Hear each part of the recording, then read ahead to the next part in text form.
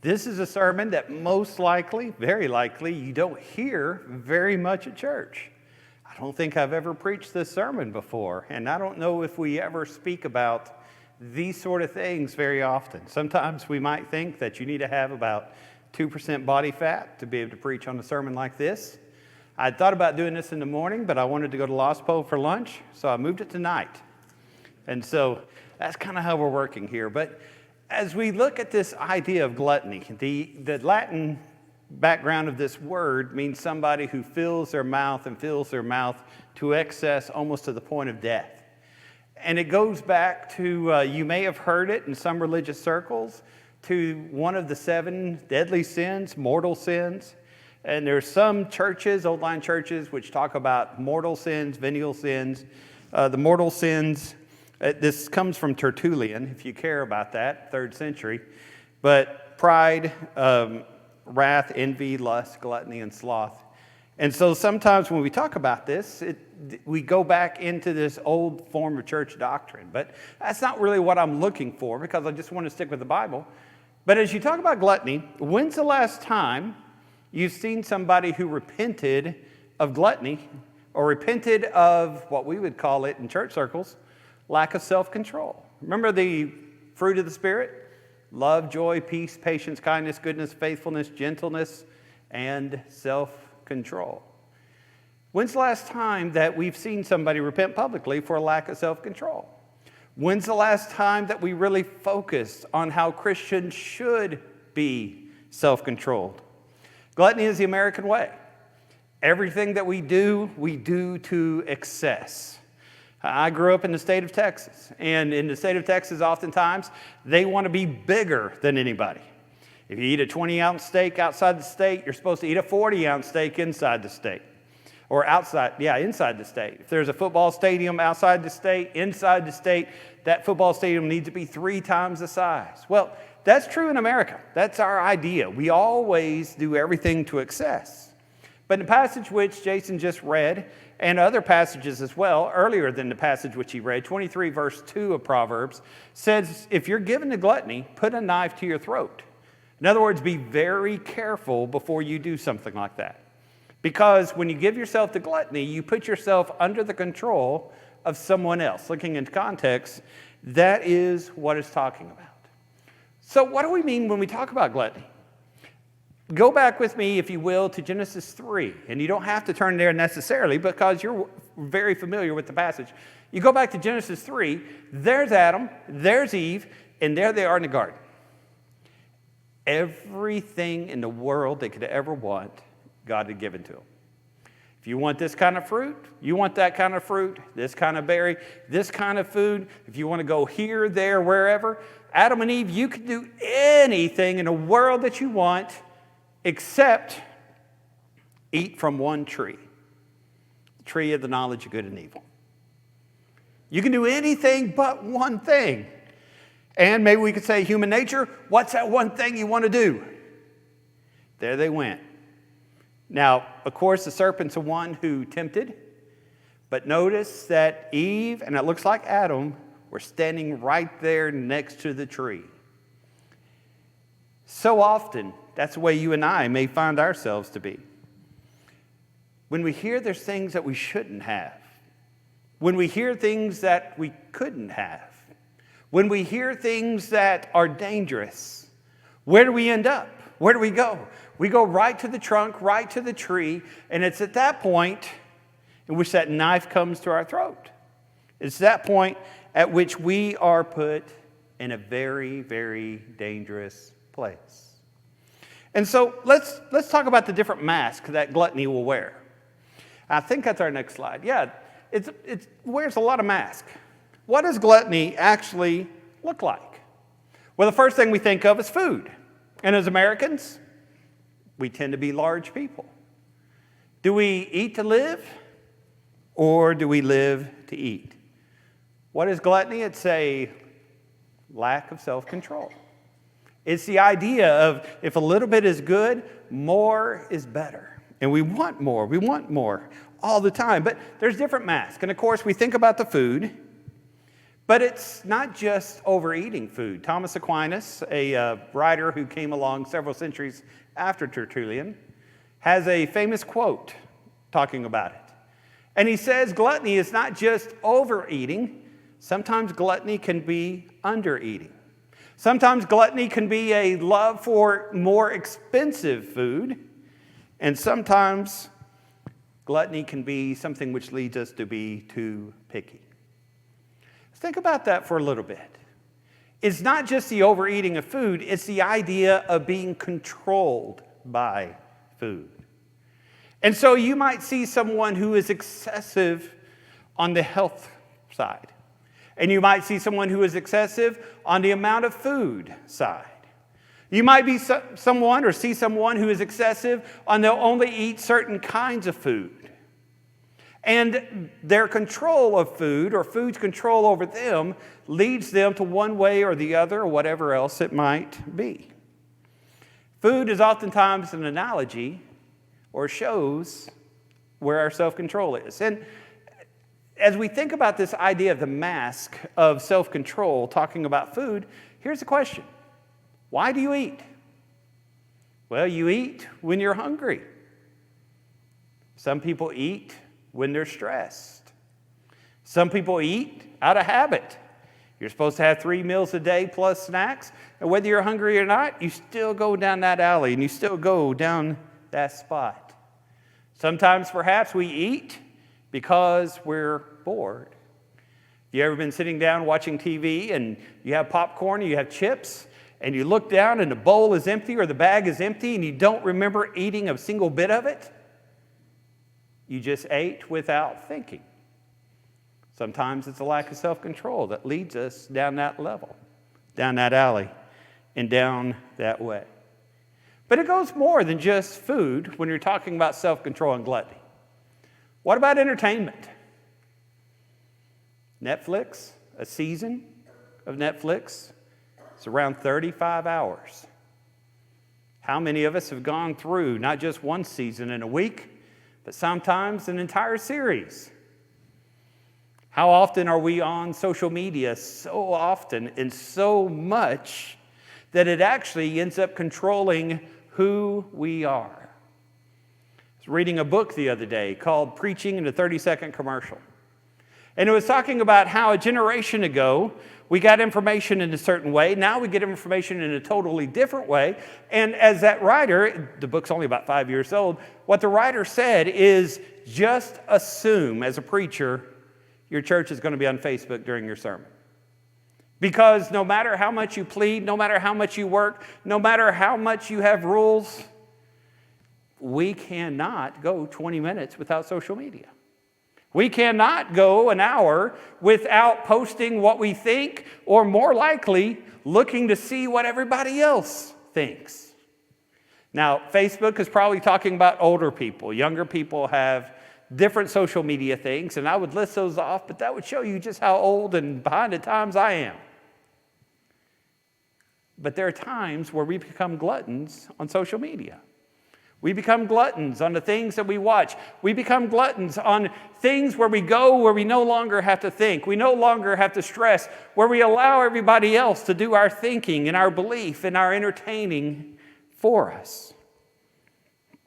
It gets us into trouble. Thirdly, gluttony can show up when it's seen in our living style. We want the absolute best of everything. A couple years ago, I went through truck fever. Have you ever had car fever? I just decided I needed a truck. And it was just one of those things I thought about and thought about and thought about and shopped and shopped and shopped and shopped. And I finally found a beautiful truck. Thanks, Jeff. And I brought that truck to church. And you know what?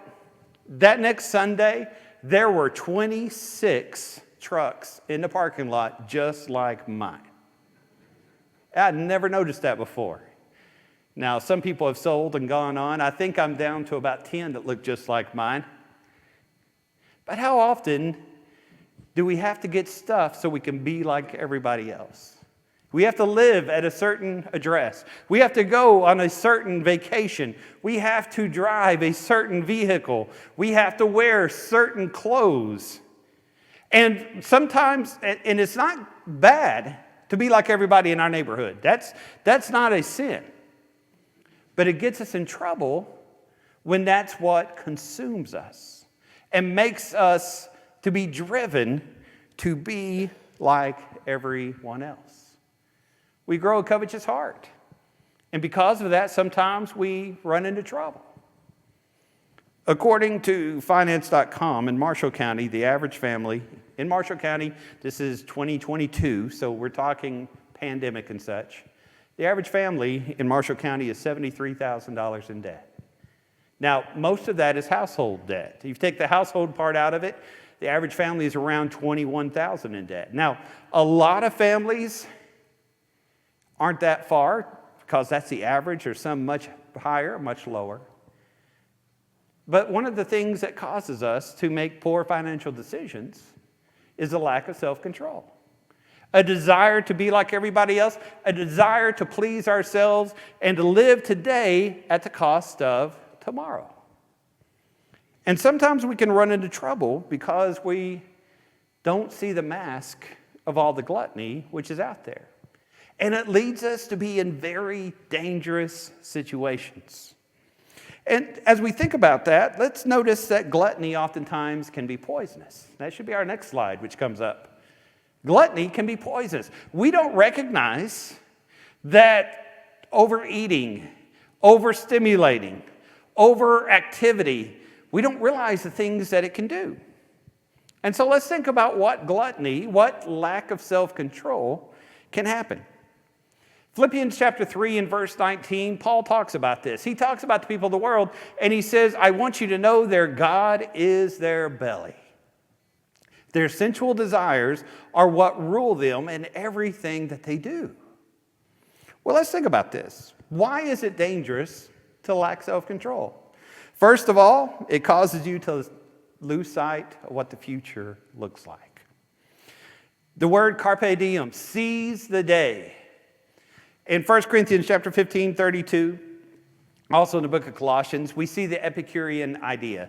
Let us eat, drink, and be merry, for tomorrow we die. Epicureans.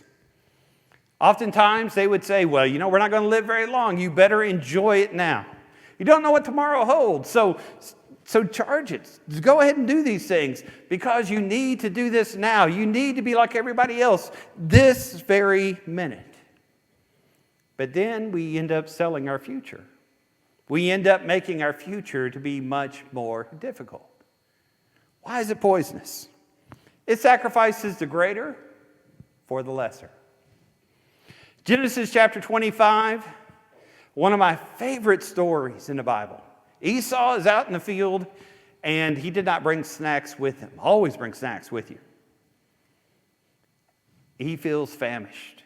He's going to be worn out. And so when he comes back, Jacob knows who Esau is. He knows his character. And Jacob has some red stew. Lentils, we call them beans. Now, do you like beans? Some of us like beans. But most likely it's not your favorite meal. But when you're hungry, you'll do anything for food. And so Esau came in and he sold his birthright.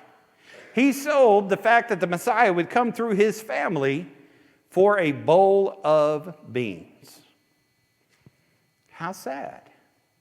How sad would that be? But how often, because of our lack of self-control, do we put ourselves in a situation where we end up sacrificing that which is better for that which is now? It can be a poisonous thing. Number 3, it can lead us to neglect others. Matthew 22, 36 through 40. What's the greatest command, Jesus? Love the Lord your God with all your heart, soul, mind, and strength. The second is like unto it. You shall love your neighbor as yourself. Gluttony wars against both of those commands. When you allow yourself to pleasure too much, at that point, it's hard to put God first in your life. I think most people in the Lord's church would want to give more, But because of debt and because of other things, sometimes they're not able to.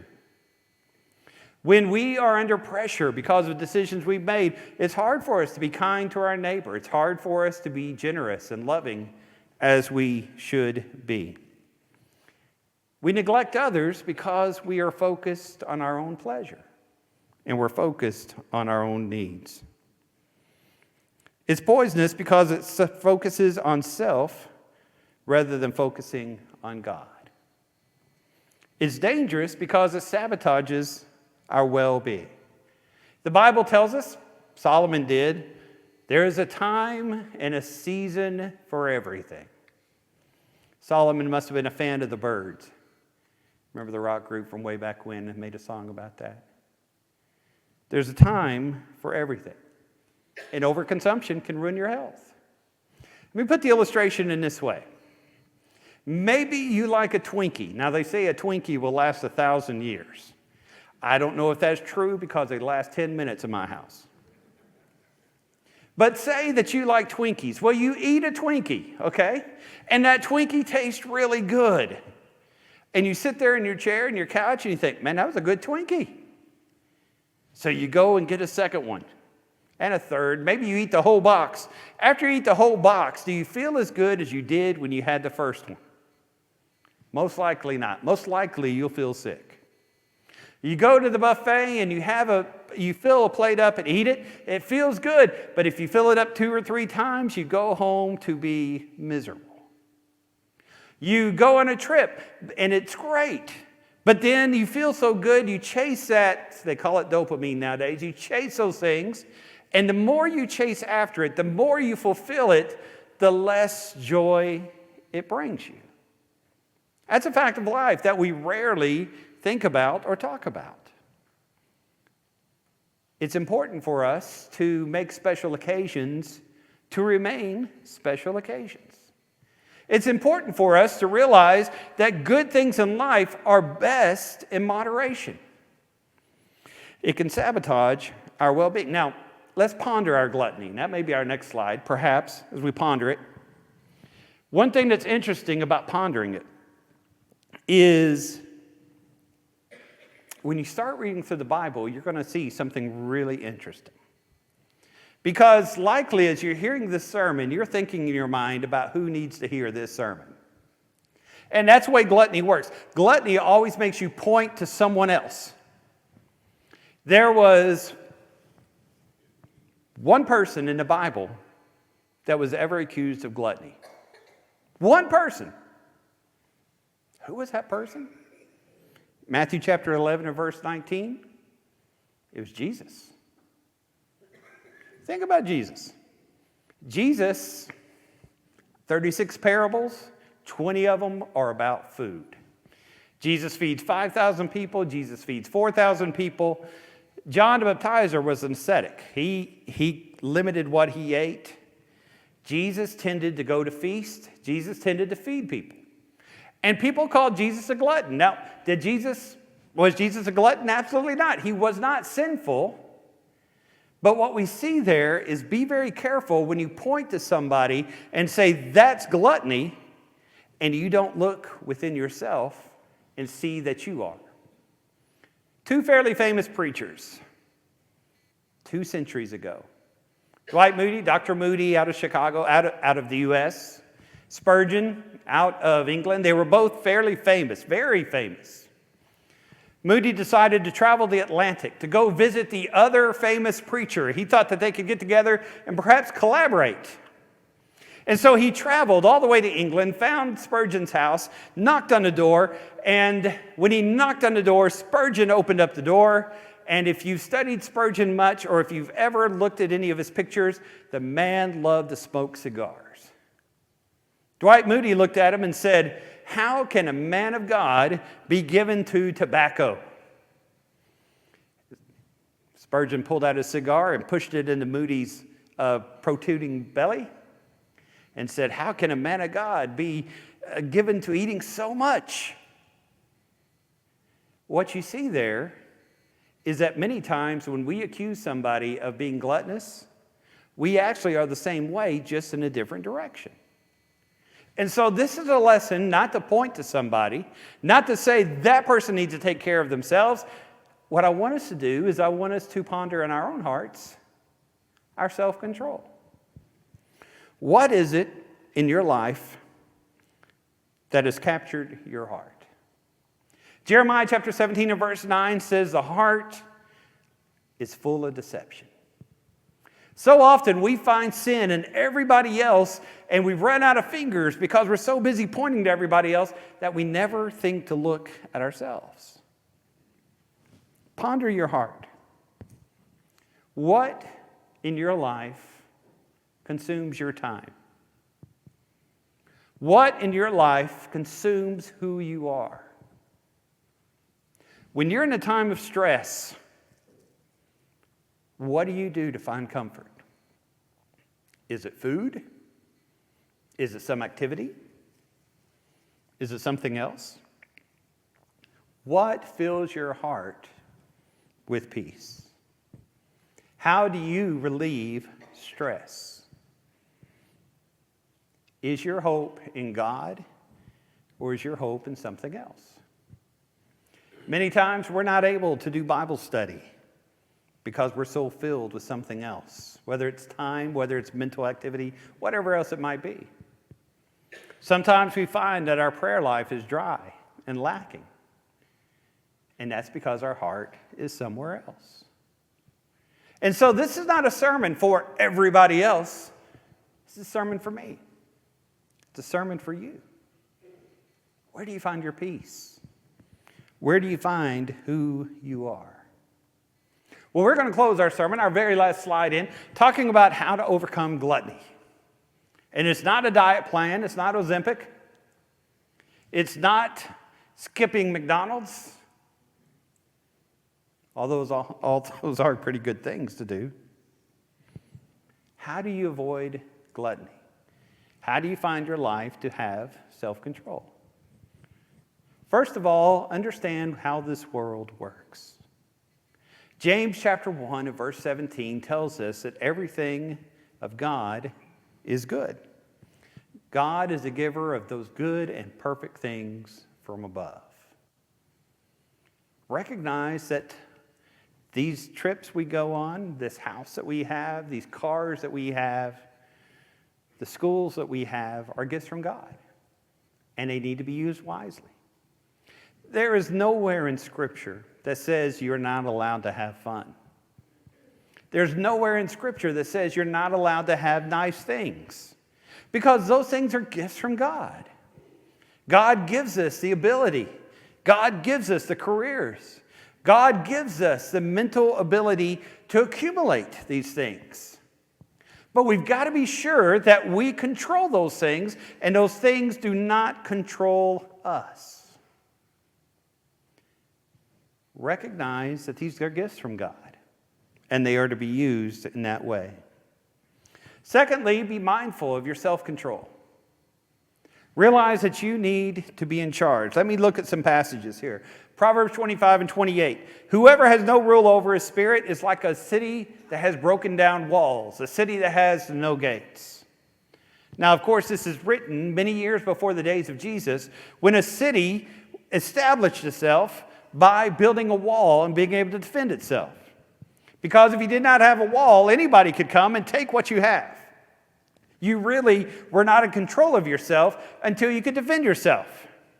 And so what the writer of Proverbs is saying here is live your life in such a way that you do not allow anything else to control you and make you into something that you're not.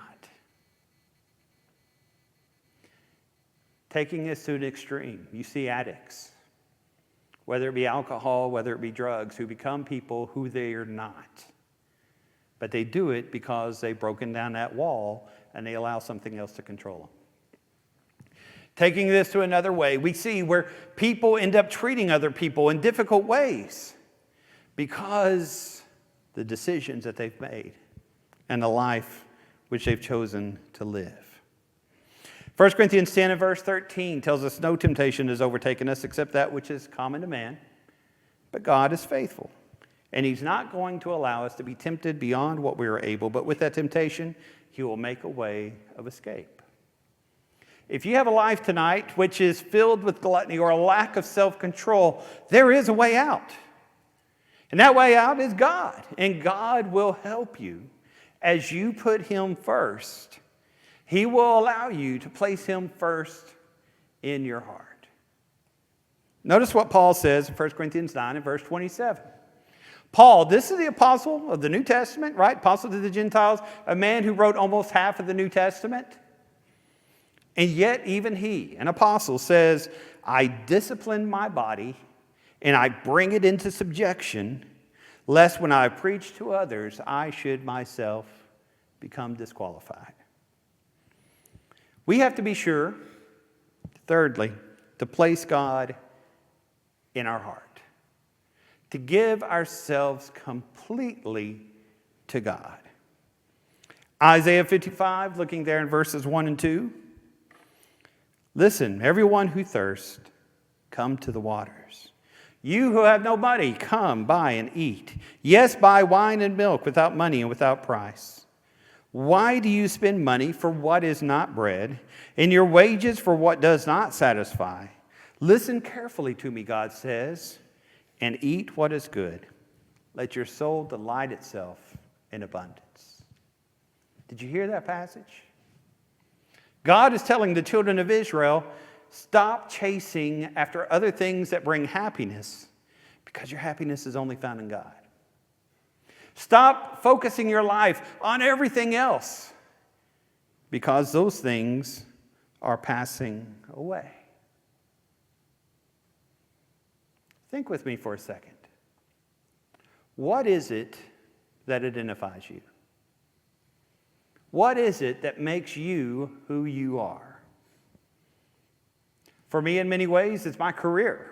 People treat preachers differently. You're known as a preacher, and so that's many ways that's your top identifier. Is your career your top identifier? Is your house, where you went to college, the college team that you like or the pro team that you like? Is it your family? Is it your kids? Is it your possessions?